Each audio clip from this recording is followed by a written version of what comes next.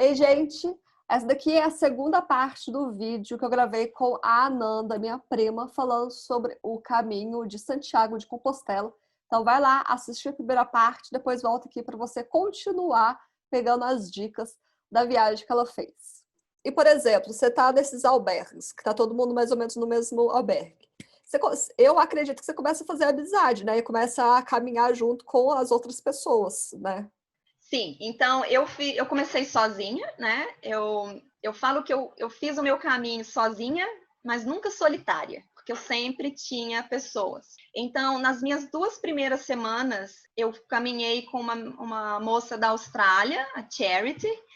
A gente começou a caminhar junto, a gente se conheceu no segundo dia, na travessia dos Pirineus, e nós duas somos veganas, então a gente tinha bastante coisa em comum, então a gente cozinhava junto, a gente se ajudava, e nós caminhamos juntas até Burgos. Só que em Burgos ela resolveu parar para ficar um dia em Burgos. Então, a partir de Burgos, eu comecei a andar sozinha de novo, mas nessa primeira noite no albergue que eu fiquei, eu já conheci um novo grupo de pessoas. E esse grupo a gente caminhou meio que junto até o fim. Era um brasileiro comigo, né, o Rafael, a Wanda, essa senhora americana, tinha mais uma outra moça americana, mais duas americanas. A gente formou um grupinho e assim eu caminhava muito com o Rafael e os outros caminhavam separados, mas a gente acabava se encontrando à noite. Então à noite a gente jantava junto, tomava vinho, tocava violão, ria. Às vezes a gente encontrava pelo caminho.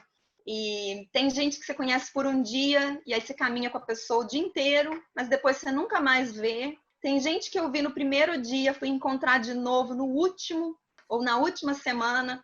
Então eu falo que o grande ensinamento do caminho para mim é que quando a gente está com uma pessoa, a gente tratar ela como se fosse a última vez, porque pode ser a última. Então o caminho te mostra isso, né? Seja gentil, aproveite cada dia, cada momento com as pessoas queridas, porque pode ser o último, você não sabe se você vai ver de novo. E é exatamente isso que acontece no caminho. A gente nunca sabe se a gente vai ver aquela pessoa de novo ou, ou não, né? Então é bem interessante. Ah, gente, e aqui você falou do seu veganismo. É fácil você conseguir restaurantes veganos nesse caminho? Ou você cozinhava muito no hotel, no Então, hostel? quando eu comecei o caminho, eu recebi um folhetinho que chamava The Vegetarian Way, então o caminho vegetariano, que ele indicava os albergues vegetarianos do caminho e os restaurantes vegetarianos do caminho. Normalmente nos albergues e restaurantes vegetarianos eles tinham uma opção vegana. As 2 primeiras semanas foi mais difícil. Então, a Charity, então, era mais complicado ainda, porque ela era vegana e gluten free. Eu comia muito pão. Então, eu comia pão com azeite, tomate e um café puro, mas ela não podia comer pão. Então, para ela foi mais complicado. Então, nessas 2 primeiras semanas, a gente cozinhou muito. Então, a gente chegava numa cidade maior, a gente parava num lugar, comprava as nossas comidas veganas e à noite a gente cozinhava. Depois da terceira semana, eu comecei a ver que foi mais fácil, tinha mais opções. Então, em vários albergues, eles faziam alguma coisa para mim, porque no caminho tem o menu peregrino. Então, por 10 euros, você tem a entrada, o prato principal, a sobremesa e vinho. Então, todo mundo, né, jantava o menu peregrino e em vários lugares eles podiam adaptar o menu peregrino para mim, né, com alguma coisa vegana. Então era bem legal, assim. Mas é possível, sabe? Muita gente me falou, não vai ser possível. Me falaram, tem muita gente que volta a comer carne no caminho, mas para mim foi possível. Não comi carne, não comi queijo, nada. Foi bem tranquilo. Bem tranquilo não, mas dá para fazer. Mas e aqui, você falou do albergue, você falou albergue, você tá falando albergue, eu já joguei um hostel aí no meio. Mas no caso, é tipo hostel que você divide o quarto ou cada pessoa fica no seu quarto individual? Então, não, é tudo coletivo, só que existem alguns tipos de albergues de peregrinos. Então, tem o albergue municipal, que normalmente que quem cuida dele é a cidade, a prefeitura. Normalmente é bem barato, tipo 5 euros para você dormir. Existem os albergues religiosos, que normalmente é por donativo, então você paga se você puder, o que você puder. E existem os albergues particulares, que aí eu já diria que é mais tipo um hostel, Então, esses normalmente não tem hora para entrar, de volta, e eles são um pouquinho mais caros, tipo de 10 a 12 euros, mas todos quartos coletivos, né? O segundo albergue que eu fiquei na cidade de Roncesvalles é um albergue com 200 camas, então são 3 andares, ele era tipo um monastério antigo, eu acredito.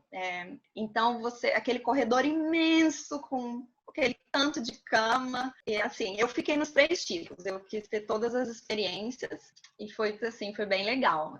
E assim, não quer dizer que os particulares são melhores, não, eu fiquei em alguns albergues particulares que não eram bons, e eu fiquei em um de donativo, que ele era maravilhoso, super limpo, organizado, todo por voluntários, era um grupo de ingleses, era um albergue religioso inglês, então teve um chá da tarde no jardim, com comida, chá, e esse era donativo. Se você não tivesse dinheiro para pagar, você não precisava pagar nada. É uma experiência bem diferente, assim, bem legal. Aquela pergunta que é muito difícil de ser respondida, mas eu vou perguntar. Qual foi a melhor parte do caminho? Ai, é bem difícil de dizer, mas eu acho que foi as últimas 2 semanas, né? Porque a gente formou esse grupinho no final, que a gente ficou muito unido. Então, essa camaradagem, isso foi muito legal. Eu digo que o caminho foi muito diferente do que eu imaginava, porque na minha cabeça eu ia caminhar sozinha, eu ia parar à noite, eu ia meditar, eu ia ver o nascer do sol, o pôr do sol. Mas eles dizem que o caminho vai trazendo para a gente o que a gente precisa em cada momento. E nas 2 últimas semanas, o caminho trouxe para mim essas pessoas incríveis, assim, muito diferente uma das outras, mas o meu caminho, que era para ser um caminho de introspecção, virou uma grande festa. Mas eu acho que era isso que eu estava precisando naquele momento. Então, eu digo que, acho que as 2 últimas semanas, mas o caminho em todo foram os dias mais felizes da minha vida. Porque no caminho, é meio que uma utopia, mas no caminho a gente tá com uma mochila nas costas, então tudo que você precisa tá na mochila. Eu tive 3 trocas de roupa, então eu estava sempre com as mesmas roupas, não lavei meu cabelo com shampoo, então para não levar peso, então eu lavei meu cabelo só com água durante 1 mês, sem glamour, sem nada, mas sabe aquela sensação, eu preciso de tão pouco para ser feliz? Então eu acho que é isso que dá essa alegria. E todo mundo é muito prestativo, todo mundo é amigo. Ninguém pergunta o que você faz. Isso não é importante. Claro, com o tempo você acaba descobrindo, mas não interessa se você é um milionário ou um mendigo. Ali todo mundo é igual, tá todo mundo andando a pé, dormindo no hostel, suado. Então, assim, é muito legal. É uma experiência, assim, eu adoro falar sobre o caminho, mas tem que fazer, sabe, gente? Quem tiver vontade, não pensa 2 vezes. Compra a passagem e vai. Depois da pandemia, né? Porque agora Agora fica em não dá. casa. Ai, mas que interessante. Agora, gente, eu não posso fazer esses vídeos de entrevista que eu fico querendo fazer. Agora eu vou querer fazer o quê? O caminho de Compostela. Pode ir. Minha mãe vai pirar, imagina só. Não. Isso é mole para você, Raquel. Fazer com um pé nas costas. Não, eu acho que andar 20 quilômetros por dia é puxado. Mas pode andar menos. Pode andar menos. Você gastava quanto tempo? Tipo, esses 20 quilômetros que você falou, demorava, sei lá, quanto tempo para você andar? Mais ou menos 5 horas. Era mais ou menos 5 horas de caminhada. Mas a gente parava muito, parava para tomar café, parava para descansar às vezes, mas em geral 5 horas. E o caminho todo tem setas, né? Então a gente segue as setas amarelas, então nas cidades. Então é muito difícil se perder. Eu me perdi uma vez só, mas aí eu logo parei de ver as setas. Eu falei, não, tem alguma coisa errada, eu voltei. E uma coisa que é muito legal do caminho durante todo mundo que você encontra, seja peregrino, as pessoas das cidades que a gente passa, eles sempre falam buen camino. Então, o tempo todo você encontra buen camino, buen camino. Acho que o que eu sinto mais falta é dessa saudação, né, do caminho. Só um detalhe que você falou, né, de caminhar, para receber a sua compostela no final, você tem que andar pelo menos os 100 últimos quilômetros. Então, se você andar menos de 100, você não recebe a compostela, que é a partir, eu acho que é da cidade de Sarria, né? Então, começa então em Sarria, o caminho muda muito, que tem muita gente que está indo só para fazer aqueles últimos 100, então é bem mais cheio, é muito mais gente andando do que no restante. Uma pergunta muito óbvia, mas esse caminho você vai fazendo, você vai andando pela rodovia, né? Ou tem uma passagem específica para para os peregrinos? Não, é muito pouco pela rodovia. Tem alguns lugares pela rodovia, mas a maior parte é estradinha de fazenda, estrada de terra. É um caminho lindo. Então, assim, e vai mudando a paisagem conforme a gente vai cruzando o país, né? Então, depende muito de onde você tá. Então, tipo assim, o final parece um bosque, assim. Os últimos 200 quilômetros é como se você estivesse andando num bosque, assim, do Robin Hood.